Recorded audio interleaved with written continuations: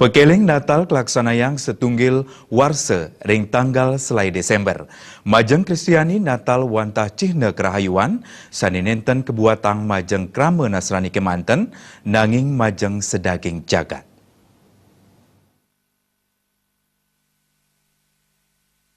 Setunggil penguntat warsa krama Nasrani ring sejebak jagat mejantan mekelingin rahina Natal. Natal kepekelingin setunggil warsa nemunin tanggal selai Desember, mekelingin indik mijelnyane juru selamat umat Kristen Yesus Kristus. Natal kepekelingin ring kebaktian malam tanggal 24 Desember, saat kebaktian pagi ring tanggal selai Desember. Ketua Dewan Gereja Teresia Tangeb I Gusti Ngurah Raimosang, Natal kesemetiang pindah ke kabar keselamatan. Keselamatan tawi kerahayuan pun iki nenten majeng umat Nasrani Kemanten, nanging majeng samian sedaging jagat. Kita memaknai Natal sebagai sebuah kabar keselamatan untuk kita semua, dan keselamatan itu tidak hanya untuk orang gereja, tapi kita yakin, kita percaya keselamatan itu untuk semua orang. Semua orang.